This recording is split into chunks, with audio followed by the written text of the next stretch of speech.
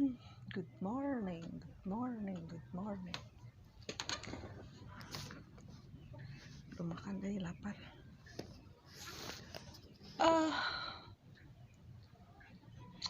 Di ceritanya masih banyak, tapi hari ini aku belum makan. Jadi aku mau makan dulu. Gelis amat, aing teh di TikTok. Kayak yang iya aja gue cantik.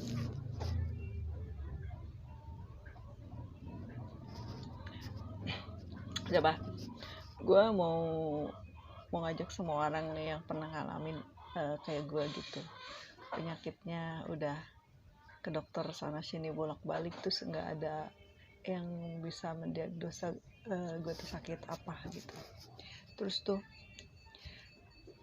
kalau mau terbuka, terus mau nyari apa sih berobat alternatif tuh terhalang satu ya, di lingkungan mungkin ustadz gitu. Kalau ustadz kan suka bilang, jangan percaya hal kayak gituan, itu mistik, haram, dosa gitu. Yuk kumpul, yuk kita cerita gitu. Itu tuh hal kayak gitu kan yang gue alamin dulu tuh buat gue dilema gitu. Dilemanya gini, gue bener gak sih, gue salah gak sih? Tapi kalau gak gue jalanin, gue mati gak, hidup gak gitu. Kalau mati mah ya udah mati aja gitu kan, gue gak bakal nyari, gak bakal repot gitu. Tapi kalau mati enggak, hidup enggak kan harus gimana? Berarti kan kita harus berjuang, ya kan? Sementara tuh sampai apa ya, ada kayak semacam keluarga tuh malu gitu. Ya gue alamin, keluarga gue malu gitu. Gue kenal paranormal sini, paranormal sana. Tapi gitu, padahal gitu ya, keluarga gue tuh tahu gitu. Itu yang gue sesalin. Ya itu yang gue sesalin. Gue menyesal banget atas sikap keluarga gue yang seperti itu gitu. Misalkan, kok kenapa bukan mendukung gue gitu sebagai keluarganya gitu, malah lebih mendukung kayak omongan orang gitu kan. Harusnya kan seburuk-buruknya keluarga ya tetap keluarga gitu kan. Gimana, kadang gue pikir di mana sih hatinya gitu kan, kok bisa seperti itu gitu. Ya gue juga nggak mau gue kayak gini, gue nggak mau hidup kayak gini, gue nggak mau. Kalau bisa dilahirin lagi, gue milih dilahirin lagi, gue balik dari nol gitu kan. Tapi kan udah keadaannya udah kayak gini, gue aja kagak tahu gitu. Tapi ya masa gue harus bunuh diri gitu. Ya kadang-kadang sih gue pikir juga, kenapa sih gue nggak mati. Tapi kalau sekarang kenapa gue bertahan hidup, gue akuin bukan kenapa-napa. Gue nggak mau mati bawa hutang gue banyak gitu aja sih. Yang gue beratin gue sama hutang gue bukan sama apa-apa gitu. Kalau sama yang lain-lainnya udah nggak gue pikir-pikirin sih. Coba, ada nggak sih orang-orang yang ngalamin seperti gue gitu? Yuk kalau ada yang ngalamin, kita kumpul, kita cerita-cerita, kita berbagi gitu kan. Kita berbagi kesedihan gitu. Kita buat orang lain tuh terinspirasi, buka mindsetnya gitu. Jangan takut, jangan pedulikan orang lain gitu. Orang lain mau ngomong apa, mau menilai apa.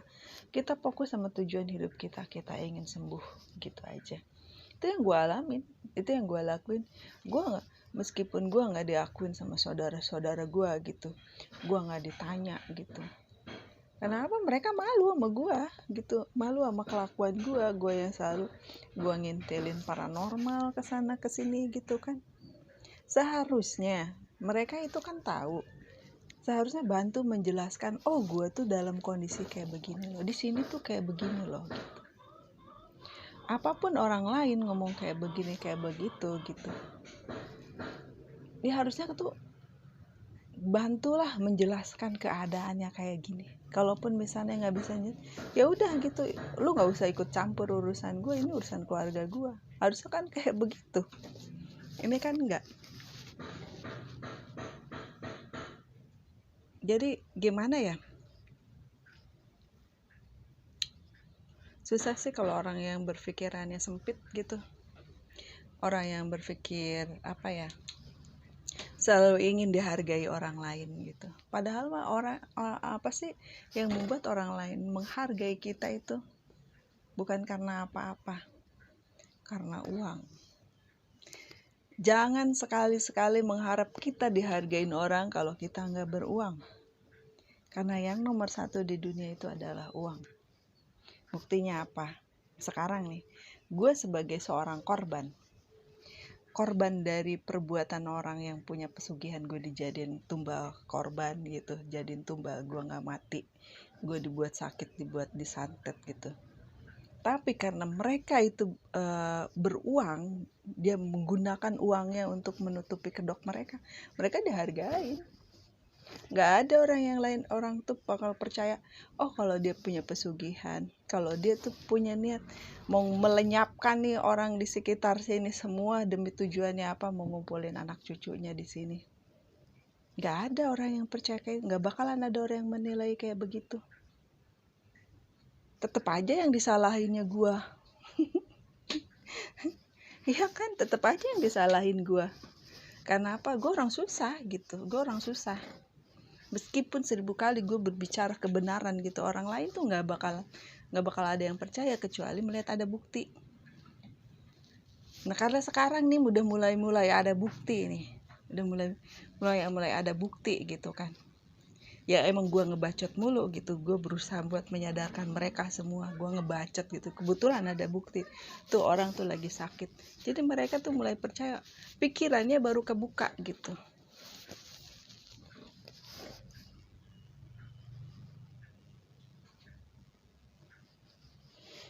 Ya itulah, jangan mengharapkan dunia itu menghargai kita kalau kita itu tidak ada uang. Karena apa? Dunia itu kosong. Benar, emang dunia itu kosong, tidak ada apa-apa. Tidak ada teman, tidak ada saudara, tidak ada siapapun. Yang ada itu hanya uang. Kalau kita beruang, semua orang itu pasti kenal kita. Kalau kita nggak ada uang, ya udah jangan mengharapkan kalau kita dihargain orang gitu. Seperti apapun hebatnya kita, seperti apapun ilmu kita gitu, kemampuan kita, gak ada yang dihargain orang tuh uang.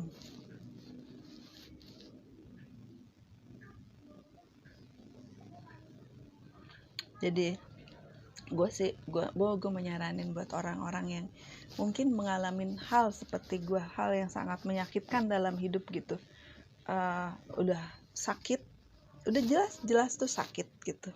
Tapi kalau ke dokter tuh nggak bisa mendiagnosa sakitnya itu apa gitu. Ya otomatis kan mau nggak mau kita harus nyari orang bisa, orang pinter, paranormal untuk mengobatin kita gitu. Kalau misalnya ada tekanan dari lingkungan, dari saudara, dari keluarga, dari tetangga, lu jangan pikirin. Fokus sama tujuan hidup lu, karena yang merasakan itu diri lu sendiri, bukan orang lain. Pokoknya fokus aja sama tujuan hidup. Lu jangan mikirin, sirik musrik itu klinik dosa gitu. Itu tuh bullshit semuanya itu. Apalagi kayak, maksudnya gue sih nggak tahu ya, ustadz di luar sana tuh sama nggak sama ustadz di sini gitu ya.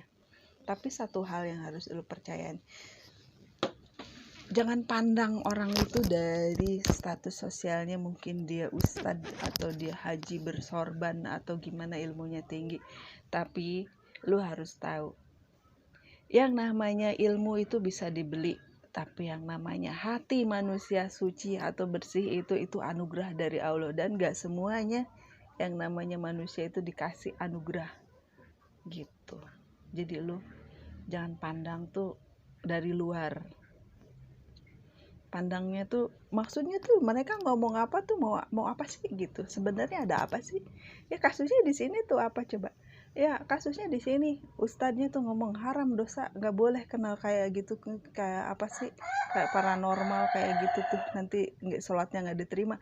Buktinya mereka cuma mau nutupin kalau pesugihan mereka gitu aja, mereka sendiri yang nyantet. Yang ini juga mereka yang ngomongnya haram dosa, siapa? Mereka juga kayak gitu.